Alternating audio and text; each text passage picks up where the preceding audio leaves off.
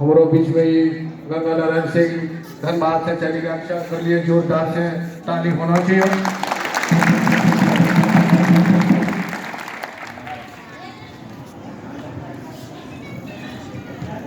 Hello सभी को एक बार जय मां भवानी।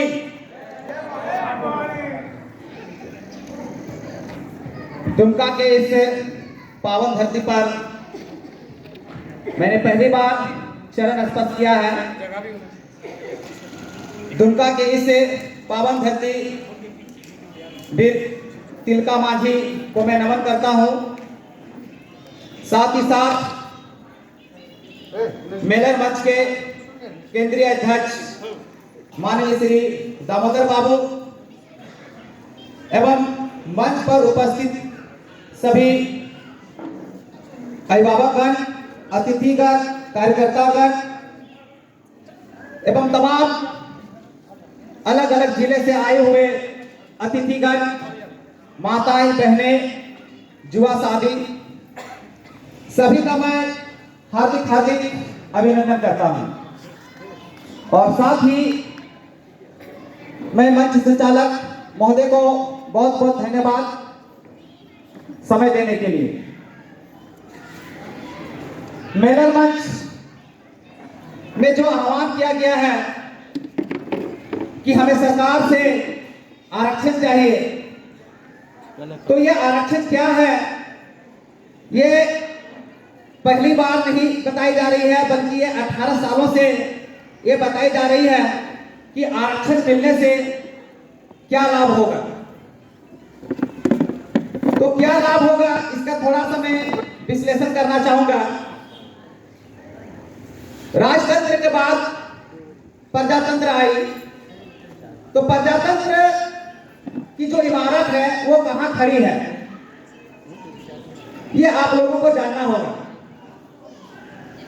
जैसे कोई भवन का लोग निर्माण करते हैं, किसी मकान का निर्माण करते हैं, तो कम से कम उसके 4 पिलर होते हैं।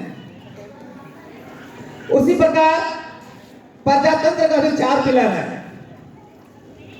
ये 4 पिलर कौन कौन सा है, जब तक इसका हमें ज्ञान नहीं होगा तब तक नहीं आपको समझ में नहीं आएगा कि हमारा समाज का विकास किस प्रकार से होगी। प्रजातंत्र में जितने भी समाज हैं, हर समाज के लिए सरकार ने कुछ न कुछ सुविधाएं, बेनिफिट्स सरकार दे रही है। मैं आप लोगों से पूछना चाहूंगा कि हमारे समाज के लिए सरकार की ओर से क्या योजनाएं हैं जिससे हम अपना बुनियादी विकास कर सकें, इस प्रजातंत्र में जीवन यापन कर सकें। मैं राजनीतिक पार्टियों से भी पूछना चाहूंगा कि जब चुनाव आती है तो उस समय हमारे समाज के वोटरों को लुभाया जाता है, तो मैं ये पूछना चाहूंगा कि आपके एजेंडे में हमारे समाज के लिए क्या योजनाएं हैं। मैंने तमाम संगठनों से ये जानकारी इकट्ठा किया है, तो मुझे ये पता चला कि हमारे समाज के विकास के लिए किसी के पास कोई योजना नहीं है। तो बताइए, जब हम राजनीतिक पार्टी का किसी के पीछे झंडा धोते समर्थन करते हैं, हमारे पास कोई योजना नहीं हमारे समाज की उन्नति के लिए, तो किस प्रकार से इस प्रजातंत्र में हम अपना जीवन यापन करेंगे और हम इस प्रजातंत्र में सुखभोग की कामना कर सकते हैं। तो इसलिए इस प्रजातंत्र में हमारे समाज को लाभ मिले, बेनिफिट मिले, सुविधा मिले, इसके लिए मेलर मंच की स्थापना हुई है। मैं दामोदर बाबू को कोटि कोटि नमन करना चाहूंगा, उन्हें धन्यवाद देना चाहूंगा जो ये 18 सालों से संघर्ष कर रही है। ये झारखंड के तमाम लोगों को यह सोचना होगा, क्या इनका संघर्ष क्या इसी तरह से बेकार जाएगी या फिर इन्हें हम उस लक्ष्य तक पहुंचाएंगे जो हमें कल्पना की है। तो इनके हाथों को मजबूत करने के लिए ये हर वर्ष सम्मेलन होती है, और इस मंच के माध्यम से आह्वान किया जाता है कि दामोदर बाबू के हाथों को मजबूत करें। तो मैं दामोदर बाबू को कहना चाहूंगा, मेरा एकता रथ जिंदाबाद, मेरा एकता रथ जिंदाबाद, मेरा एकता रथ जिंदाबाद। आवाज को हम एक हैं, आवाज को हम एक हैं, आवाज को हम एक हैं। तो मैं यही कहना चाहूंगा कि प्रजातंत्र में 4 पिलर है। एक है न्यायपालिका, जिससे कोई भी समस्या हो तो उसका हमें न्याय मिलता है। दूसरा स्तंभ है कार्यपालिका, जहां पर हमारे नेता लोग बैठते हैं और हमारे समाज के लिए या कोई भी वर्ग हो उसके लिए योजना बनाते हैं। ये इत्तेफाक है कि हमारे समाज से कोई नेता नहीं है जो हमारे लिए योजना के लिए वहां बात करे।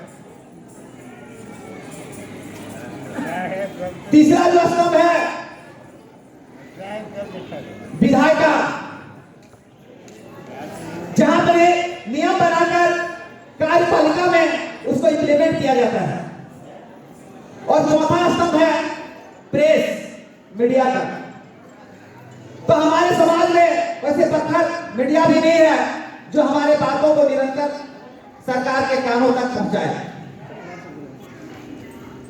तो ये समझना होगा कि ये जो 4 स्तंभ है, इस 4 स्तंभ को हम मजबूती किस प्रकार से कर सकते हैं। तो दामोदर बाबू ने निर्णय उठाया है कि सरकार से अगर हम जो हमारा बेनिफिट है, जो हमारा बायलॉज कहता है, उसके अनुसार से मिले तो ये हमारे लिए एक संजीवनी का काम करेगा। संजीवनी वो विद्या है, संजीवनी वो जुड़ी बूटी है जिससे अगर हम मुझे प्राप्त हो जाती है तो हमारे समाज का स्वतः ही विकास होना प्रारंभ हो जाएगा। तो इन 4 स्तंभ पर विचार करके हर आदमी को विचार करना पड़ेगा कि हमारे अंदर क्या सोच है और उन स्तंभ को हम मजबूत करने में बल देंगे। तो निश्चित है कि आने वाला समय हमारा समाज सशक्त होगा, मजबूत होगा और मुक्त धारा में जो भी बेनिफिट है वो हमें मिलेगी। मैं और ज्यादा बातें न कहते हुए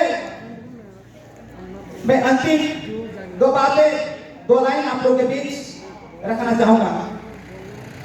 फलक को जिद है बिजलियां गिराने की, फलक को जिद है बिजलियां गिराने की, तो हमें भी जिद है यही आशियाना बनाने की, यही आशियाना बनाने की, यही आशियाना बनाने की। धन्यवाद।